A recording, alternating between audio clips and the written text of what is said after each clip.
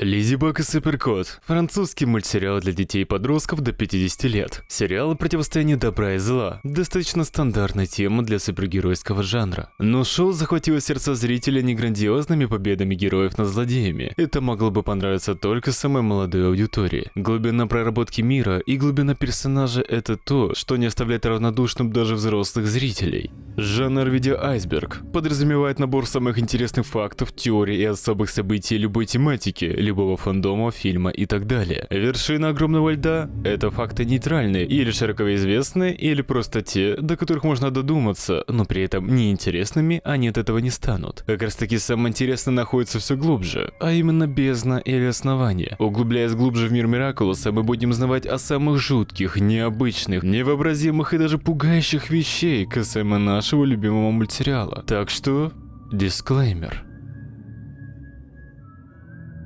Да, вы все правильно поняли, айсберг по Леди Баг. Мне сначала казалось эта идея бессмысленной, ведь что мир Леди Баг может скрывать такого, что можно поставить аж на уровень самый нижний 5-й уровень айсберга?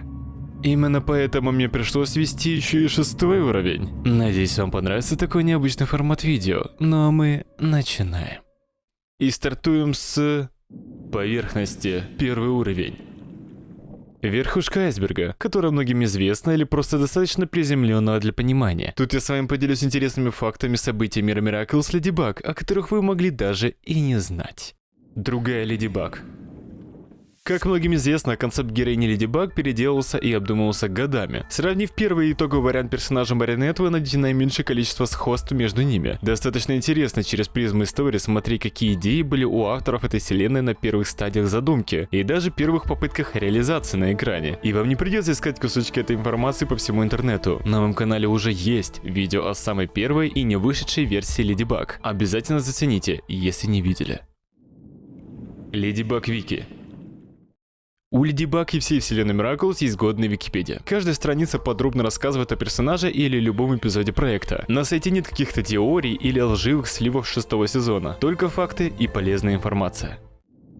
Разные проекты.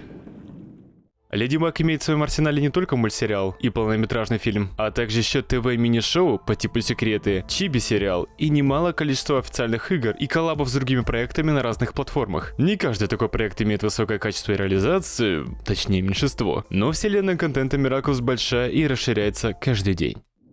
Кроссоверы.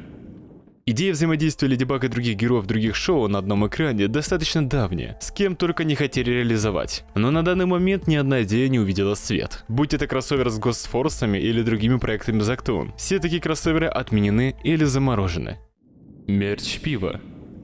Кроссовер с другими шоу не получился, зато Леди Баг залетела на коллаб с безалкогольным пивом. Это, конечно, странно, ведь детям и подросткам в любом возрасте такое нельзя пить. А более взрослая аудитория и так бы закупилась таким даже без этикетки с героями Парижа. Так еще и вовнутрь положили какие-то карточки. 5 сезонов равно 9 месяцев.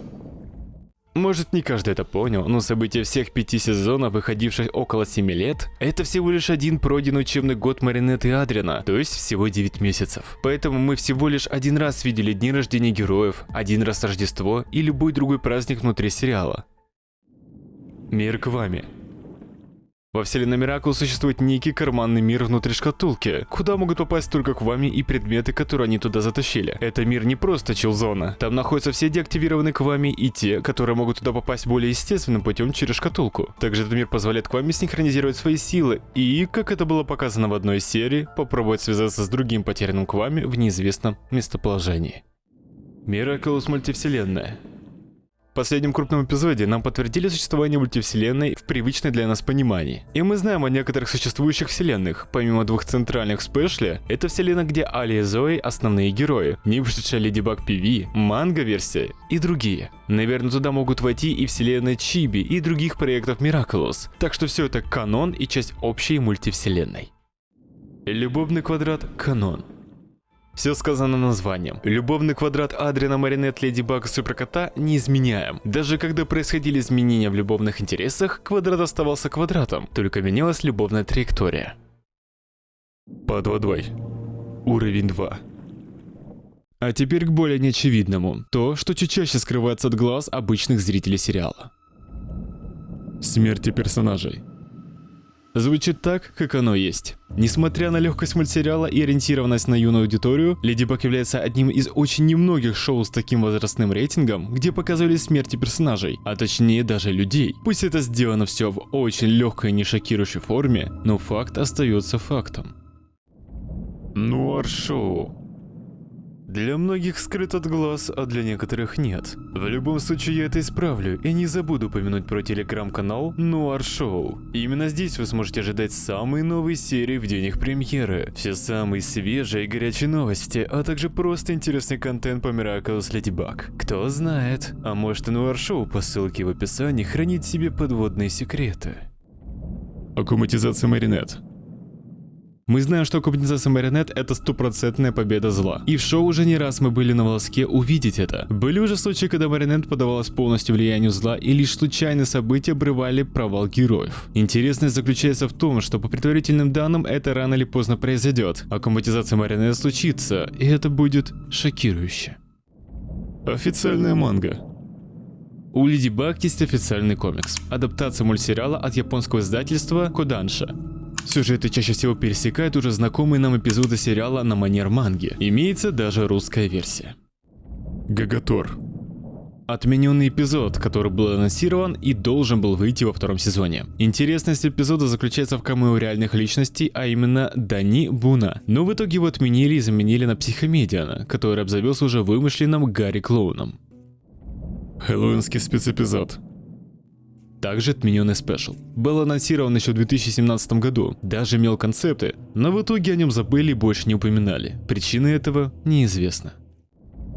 Pixie Girl. И снова отмененная. Давно анонсированный проект от Зага про волшебных фей. Еще на этапе задумки была идея стопроцентного коллаба с Леди Баг, а значит Pixie Girl — это часть вселенной Miraculous, просто с другими героями. Были даже готовы 3D-модельки, но в итоге все снова свернулось без шанса на реализацию. Коллапс Лоли Рок.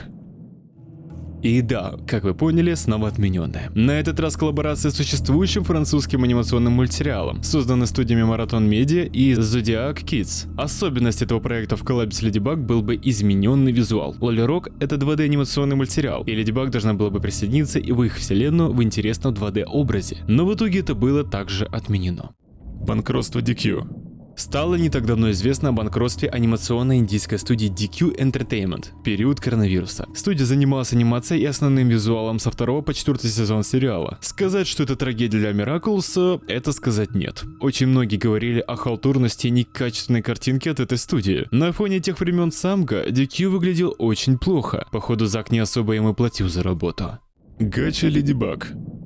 Gacha Life — это ролевая игра, которая позволяет пользователям создавать и настраивать персонажей в стиле аниме на мобильном устройстве. И конечно, это не могло обойти Леди Баг стороной. И нельзя упомянуть вклад этой видеоигры в развитие фандома Леди Баг, где ролики этой игры с героями Леди Баг набирают бешеные просмотры. Да и в целом, Royal Play очень популярен в фандоме Леди Баг. Битва в фандоме. Как и популярно в фандоме Леди Баг спорят, что лучше, любовная линия Маринет и Адрена или Луки и Маринет. Это все так осталось вкусовщиной, но война и споры внутри фандома на почве этого вопроса достигали больших масштабов. Было много спор и дискуссий, хотя этот вопрос всегда оставался в рамках личных предпочтений и вкуса каждого. На данный момент официально победил фандом Адренета. Вступительная песня «Плагиат». И есть интересный факт, что всеми узнаваемая песня с заставки сериала Леди Баг является плагиатом давней песни Нек Лаура 1997 года. Еще самое интересное в этом то, что изначально песня на заставке мультсериала была другой, но незадолго перед выходом в 2015 году ее переделали. Какая была первая вариация песни заставки, вы можете посмотреть в данном видео. В итоге можно обвинить композитора Леди Баг в явном плагиате мотива песни, но до суда дело не дошло, и в целом в интернете не особо любят упоминать эту тему.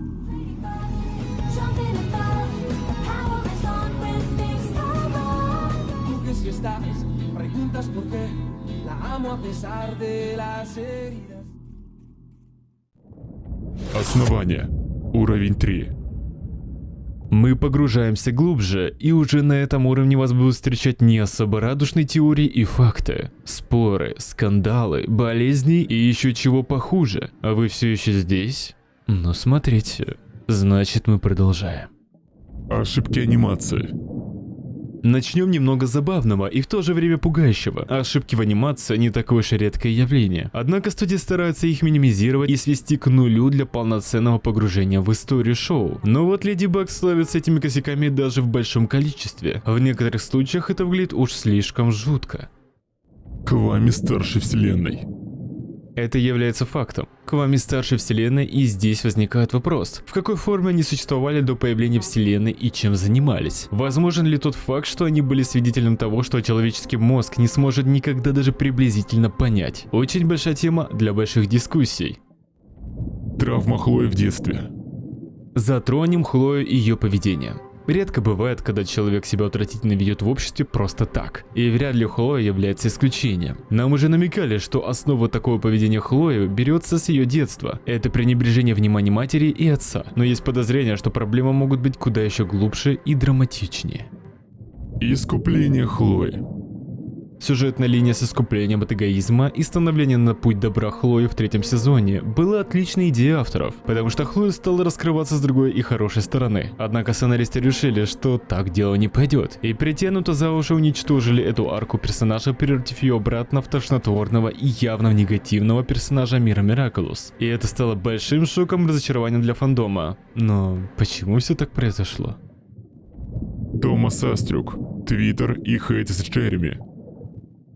Чтобы понять причину становления Хлои такой злой и беспонтовой после третьего сезона, достаточно знать Томаса Астрюка, создателя Леди Баг. В данный момент он является лишь консультантом для Зак в создании сериала. Познакомиться с ним и его характером мы можем через его твиттер, где он постоянно общается и нередко спорит с фанатами мультсериала. Говорить о поведении вообще мы не будем, однако это была именно его идея сделать Хлою такой, какой нам ее сейчас показывают. Помимо всего, как говорят источники, это сильно подпортило отношения между Томасом Астрюком и Джереми Загом, в данный момент главой Зак, и в данный момент между ними негласные и очень плохие отношения. И возможно это становится краеугольным камнем в отмене кучи эпизодов и спешлов. Это также одна из причин, почему полнометражный фильм — это не продолжение истории Леди Баг, а переосмысление.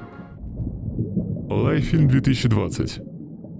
И снова что-то отмененное. На этот раз фильм по Леди Баг с живыми актерами, который должен был выйти на экран кинотеатров еще в 2020 году. Имеются даже постеры и анонс. Но дальше этого производства так и не пошло. Сабина в прошлом была Леди Баг. Данная теория появилась в свете после того, как Томас поделился артом с прошлыми владельцами Камня Чудес Божьей Коровки, и одной из них была девушка явно азиатской внешности. Второй аргумент, который приводит, Сабина владеет неплохо боевыми искусствами, что может говорить немного о прошлом персонажа. Также Сабина умеет контролировать свои эмоции и обучает этому других, явно имея опыт. Также сам Томас не отрицал, что Маринель встречался уже с прошлым владельцем Камня Чудес Божьей Коровки, просто она об этом не знала. И этот ответ Томаса был озвучен еще до выхода 4-го сезона и появления Жанны Дарко. Хоть это и притянуто за уши, но имеет место быть для размышления. Убивает ли катаклизм?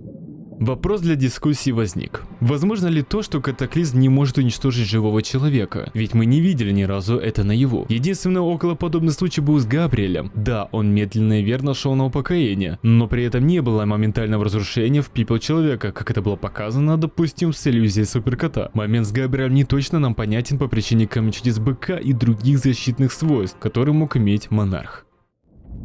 Адриан не любит Леди Баг.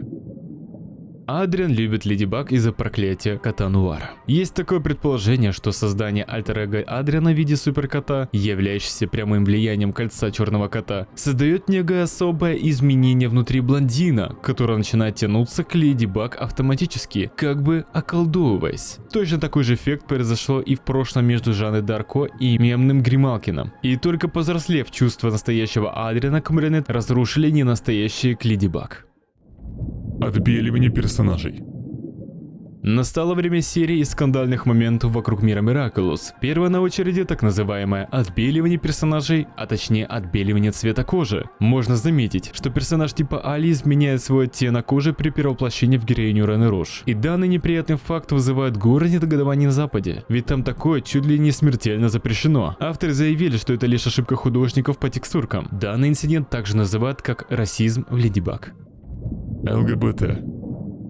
Ни для кого не секрет, что в мультсериале целый комплект разных персон нетрадиционной ориентации. А может и секрет, ведь в ряде некоторых стран, включая Россию, подобные сцены или упоминания в диалоге были зацензурены. В русском дубляже вы не увидите поцелуй женщин или упоминания любви девушки с девушкой или мужчины с мужчиной. И с каждым сезоном подобных персонажей становится только больше. Даже те, которых мы давно знаем, резко могут оказаться с данным сюрпризом в любой момент по желанию сценаристов.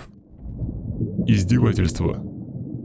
Инцидент произошел с младшеклассницей одной из школ. Девочка в новом учебном году с радостью перебила себе школьный портфель с изображением любимого мультсериала Леди Баг и Суперкот. Однако кто ожидал, что за это на нее обрушится большое давление со стороны одноклассников и в прямом смысле буллинг. Это длилось долгое время. Однако все закончилось благо хорошо. Авторы сериала узнали об этом громком инциденте и поддержали девочку, отправив ей еще больше мерча и комплиментов за преданность к шоу. Однако все же неприятно осознавать, через что пришлось пройти этой юной девочке просто из-за милого изображения на рюкзаке. Не флаг Японии. В серии «Эфемер» при размышлении у Леди Баг традиционно всплывает 2D-иллюстрация. Речь идет о времени и рассвете. И для иллюстрации этого художники нарисовали некий флаг, у которого из-за горизонта выходит красное солнце. Все бы ничего, но данная иллюзия уж слишком сильно похожа на флаг Японской империи. Все бы ничего, но это именно то государство, которое яро поддерживало Германию во время Второй мировой войны и также делило с ними взглядами на мир. Думаю, не нужно говорить, насколько это ужасающе в наше время. Психические расстройства. Вот что-что, а находить в детском мультсериале целый комплект персонажей с необычными или более психическими или психологическими отклонениями — это очень стрёмно. Чего только стоит сдвиг Габриэля из-за потери самого близкого человека, или сознание Феликсом, что он не человек, а существо, Лара с патологичной ложью, Маринет с ее сталкерством и чуть ли не яндереманией. И это только на поверхности. На самом деле на этом пункте можно создать целый отдельный видеоролик-разбор. Обязательно напишите в комментариях, если хотите подобное. Но от себя добавлю, что это добавляет персонажам глубины и более реализма. Однако молодые зрители могут неправильно воспринимать эти данные и считать, что это является нормой. А на молодой ум это влияет никак иначе сильно. Болезнь Роуз. Мы все помним серию «Чувство вины» и какое-то особое отношение к Роуз и к ее болезни. Об этом нам говорят напрямую. Учитель уведомлен о сложностях со здоровьем Роуз, головные боли и не поход к медсестре, а лежанка в больнице. Хоть нам и преподносят это как просто неприятный факт, если обратить внимание на детали, все становится еще хуже. Болезнь является заразной и находится в ней с детства и долгое время была в ремиссии, а также нездоровая худоба. Это все намеки на опухоль внутри организма. Эти догадки также помогают психология самой Роуз. Она очень жизнерадостная, потому что знает, что такое находиться на грани жизни и смерти. Изображение ангельских крыльев также может намекать на что-то уже после нашей жизни. И самое главное, короткие волосы, которые могут быть последствием химиотерапии ранее. Конечно, медицинские заключения может быть множество, и фактов для их сбора не столь много, но больше напрягает сам момент, что в детском сериале даже такому имеется место. Голубины. Уровень 4. Настало время не просто поболтать о фактах и теориях, а действительно удивиться или даже ужаснуться в некоторых моментах. Глубина уже большая, и свет сюда почти не попадает. Но пока что начнем традиционно с уже более спокойного на минуточку. Коллаборация с Fortnite. Многие знают о игре Fortnite и ее постоянной коллаборации с популярными франшизами. И на наше удивление, Леди Баг могла тоже стать частью этого клуба. По данным из открытых источников, были реальные разговоры об этом и уже конкретные намерения. В вопросе от авторов игры, где они выбирали по голосам предпочтения игроков о следующих коллаборациях, в одном из списков можно было проголосовать за Miraculous Мир. Но реализации по сей день этого не имеется. Запрещенный дубляж. На мое удивление, существует несколько дубляжей Леди Баг, которые были отозваны и удалены на всех официальных платформах. Речь идет про хорватский, китайский, монгольский и сингальский. Дубляжи были отозваны и исчезли. Причины этого неизвестны. Проблемы с Цилень. Вы, наверное, могли подумать, что проблема касается графики серии. Да, она ужасна, хуже некуда, но я не об этом хотел рассказать. После премьеры данной серии телеканал TF1 заблокировал к показу данный эпизод. Да, французский телеканал заблокировал французский сериал. Причиной такого является тема с полицией в эпизоде. Мол, она была показана не в лучшем свете. Незаконное задержание мамы Маринет и чуть ли не коррупция. Это является немного странным, ведь Франция является так называемой свободной страной. Но в то время в столице страны нередко проходили митинги и в целом недовольство граждан, которое особо выявлялось на полиции и подобных служб. Поэтому эпизод подвергся цензуре на TF1 из-за невнятного посыла. Забастовка внутри ЗАГ. Мало кто знает, но в середине 4-го сезона произошла забастовка актеров дубляжа внутри студии. Самым ярким примером была актриса, подарившая голос Тики. Свое недовольство и нежелание работать с Зак она выявляла через ТикТок. Голос Тики не явилась на приглашенную премьеру фильма «Леди Баг. Суперкот в Париж». Как заявляется, причина ее забастовки и забастовки ее коллег связана с урезанием бюджета проекта и заработной платы. Это странно, ведь как раз таки с началом 4-го сезона был особый подъем популярности шоу, как и его бюджета. Но Зак славится своей скруджестью. И неудивительно, что это разок или два вышло ему боком. Утечка 5-го сезона.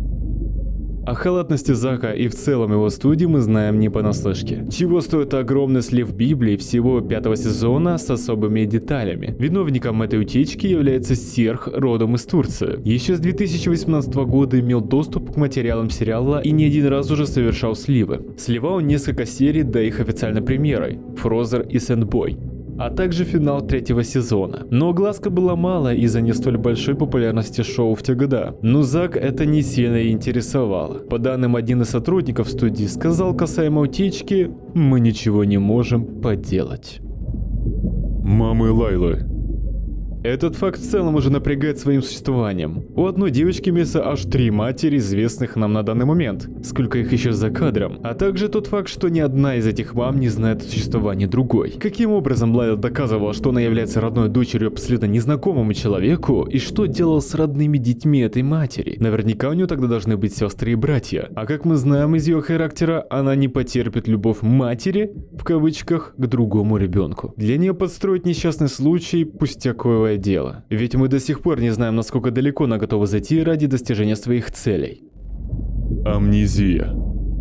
Фича это или баг. Но при передаче полномочий владельца шкатулки с камнями чудес на прошлого владельца накладывается амнезия, а точнее удаление всей памяти, что связано с камнями чудес. Это может дойти вплоть до удаления большей половины жизни. Такую судьбу постигла мастера Фу и постигнет Маринет Дюпинчен. Да, мы уже знаем наверняка на 99%, что конец Леди Баг от Маринет будет таким же. Маринет забудет большую часть своей жизни. Забудет Леди Баг, своих друзей Алию и Адриана и все связано с талисманами. Это логичный конец Маринет как Леди Баг. Хоть и грустно признавать это, но концовка сериала будет таковой, драматичной и со слезами. Маринет без одежды. Надеюсь, у Маринет сотрется память о официальном комиксе Томаса Астрюка по Леди Баг в Нью-Йорке. Да, такое тоже есть. Конкретнее, это 3-й выпуск серии комиксов «Чудесные приключения» издательства Action Lab Comics. События разворачиваются в Нью-Йорке, но нас интересует момент с детрансформацией Маринет. Оказывается, она забыла одеться при трансформации и поэтому сейчас находится в чем мама родила. Это ее не сильно смущает. Накрывшись коробкой, натыкается на громил в подворотне, но они оказываются доброжелательными и дают ей одежду. Наверное, многих из вас смутил сам смысл этой сцены. Кому-то это может показаться забавным, но изображение даже сильно зацензуренного несовершеннолетнего персонажа так очень сомнительно. И конечно нельзя пропустить и снова российские намеки от Томаса. Мол, в какой-то подворотне накачаны татуированные мужики и девочка без одежды. Казино Леди Баг. Вы удивитесь, но на просторах интернета долгое время существовал сайт Супер Леди Удача, который является чистой воды азартным казино в тематике мультсериала. На кого это было рассчитано, известно только создателям. Однако факт существования этого Леди Багса с 2012 аж до 2020 года вызывает спорные чувства. Ведь сайт из казино является нелегальной деятельностью и в данном случае очерняет шоу. Но 8 лет существовало как-то. Айван Аутист. А вы думали, что мы про болезни уже все сказали? Как бы не так. Существует догадка, что помимо Роуз в классе есть еще один человек с отклонениями здоровья, хоть небольшими. Только на этот раз это психологическое расстройство. Возможно, по ходу сюжета признаки аутизма у Айвана проявляются все реже и реже, однако некоторые факты, которые можно почерпнуть из поведения Айвана в первых сериях, могут намекать на такой немного грустный факт о персонаже.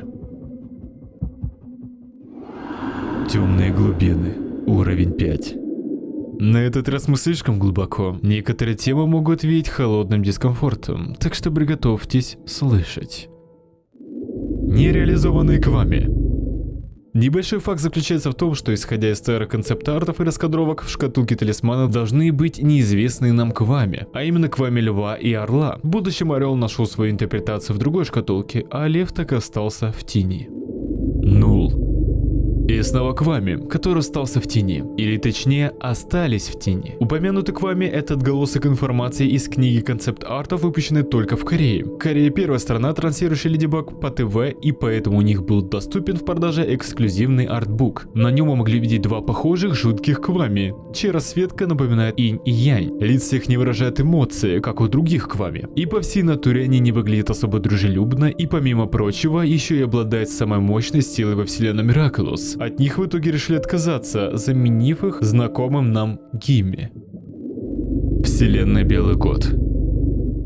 Все мы помним ярко-белый Париж, затопленный водой. Город наполнен тишиной, и только один белый кот на крыше здания напевает песенку себе под нос. Данная вселенная — дефект, возникший как эффект бабочки. Конечно, чудесная Леди Баг исправила все и починила данный мир. Однако, углубившись в данный мир, можно осознать весь его ужас. Уничтожено все живое в Париже, а за пределами города по всей земле творится полный хаос и катастрофы из-за разрушенной луны. Если бы не вмешательство Банникс, то данный мир стал бы точно одним из самых жутких в истории художественного кино.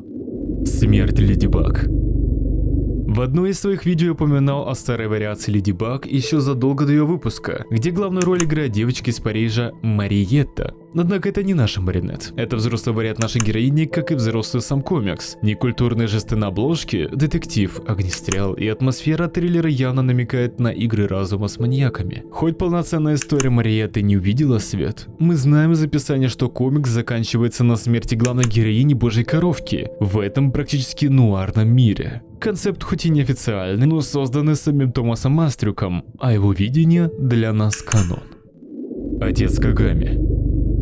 Семья Цуруги осталась одной из самых загадочных в сериале после выхода 5-го сезона. Тайны раскрывались, но далеко не в достаточном количестве. За все сезоны мы узнали, что Кагами также является творением павлина, то есть интимонстром. Однако историю происхождения подобных детей мы знаем только из уст Феликса по поводу самого Феликса и Адриана. Их тайны были раскрыты нам, зрителям. Однако о Кагами ничего так и не стало известно. Но можно предположить из этого, куда делся отец Кагами. Просто ушел из семьи или с ним что-то случилось, неизвестно. Можно заявить очевидное. Он воспользовался талисманом павлина для создания Кагами и постиг ту же судьбу, что и Эмили и отец Феликса. Сделать он мог это так же, как и отец Феликса. Дать своей жене Цуруги забеременеть, грубо говоря, самой от себя. Ведь Кагами — это вылитая молодая Томоэ, что намекает на связь матери и дочери, без участия ДНК отца. Ведь Адриана — это вылитая Эмили, так же, как и Кагами с Томоэ. Причина намеренного упущения темы касательно отца семейства Цуруги остается острой загадкой.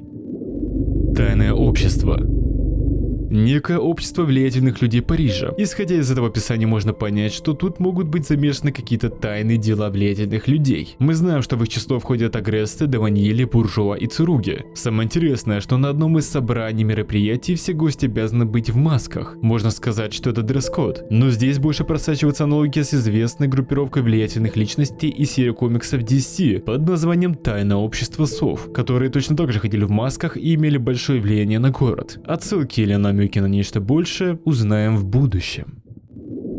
Правило 34. Конечно, никакой фандом не может этого обойти. И можно было бы пропустить даже эту тему. Однако мне не дает покоя само его существование. Ведь откровенно изображать персонажей, которым по официальным данным всего 14-15 лет, является очень сомнительной деятельностью. И вопрос больше заключается в том, кто это смотрит. Но все еще хуже, если узнать содержимое поглубже и найти настолько отвратительные изображения, что единственное, что хочется сделать после этого, помыть глаза мылом и больше никогда не вспоминать. Уильфред Пейн 18+. Ульфред Пейн, который является одним из лиц студии Зак и Леди Баг в целом, выпускал давно-давно в своем твиттере фан-арт, однако его содержимое можно назвать с пометкой 18+. Данный пост был опубликован в 2015 году и позже по понятным причинам удален. Трэш с Ютуба. На волне подъема популярности шоу YouTube-блогеры или контент-мейкеры не могли обойти стороной эту сладкую тему Леди Баг и заполонить YouTube видеороликами в данной тематике. И о качестве и содержании этого контента можно говорить бесконечно, однако иногда это доходило до невероятного абсурда или жести. К примеру, как вам куколки Леди Баг и Суперкота, занимающиеся плотскими утехами, сопровождающимися грязными словечками и по итогу съеденными автором видео. Самое ужасное в этом, что превью и название видео никак не говорят о содержимом в самом видео и соседствует рядом с видео в духе «Леди Баг гуляет с друзьями» и набирает миллионы просмотров на очень юной аудитории ютуба. И это я молчу про видео в духе Skibidi Toilet, который больше напоминает психоделику, а не анимационные видео про Леди Баг и ее супергеройские дела. Надеюсь, видео дало вам понять, насколько глубоко можно уйти, раскапывая все тайны вселенной Miraculous. Как говорится, меньше знаешь, лучше спишь. Но раз уж вы дошли до этого момента видео, знать вы хотите больше, чем нужно. Я не уверяю вас, что каждое мое слово в данном видео является правдой. Я использовал информацию и теорию на просторах интернета, а также мои мысли и просто очень обрывистые данные, которые не факт, что являются правдивыми на 100%. Но при этом айсберг по Леди Баг существует, и это моя его интерпретация. Надеюсь, такой очень необычный формат видео вас мог завлечь и заинтересовать. И смогу я это увидеть по вашим лайкам и понять, нужно ли мне подобно делать в будущем и экспериментировать с форматами. А также не забывайте оставлять комментарии касательно самых интересных для вас тем, которые мы сегодня коснулись в выпуске. А я прощаюсь ненадолго. Всем спасибо за просмотр. До новых встреч.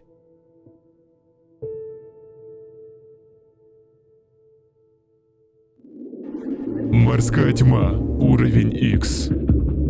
За то, что вы сейчас тут услышите, я не ручаюсь. Информация может быть правдивой, а может и нет, но проверять я вам не рекомендую ничего. Жуть от фанатов. Что только не сбредет в голову человека, и неважно, смотрит ли он Леди Баг или чего похуже. Думаю, вряд ли кого-то удивит типичный крипипасты в духе «Потерянный эпизод». Однако это цветочки по сравнению с авторами NCFV контента.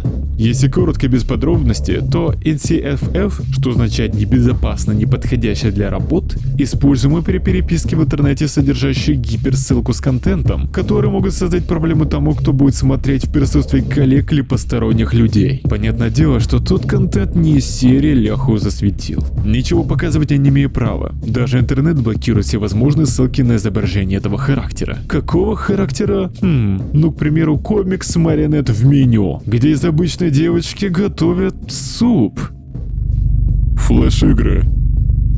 Недалеко уходим от трэша и натыкаемся игры из серии girlsgogames.com, которые не славятся жестокостью и кровью, однако ломают психику по-другому. Путем создания игр, где Леди Баг рожает, есть всякую гадость и другие странности, наводящие ужас в детской интерпретации.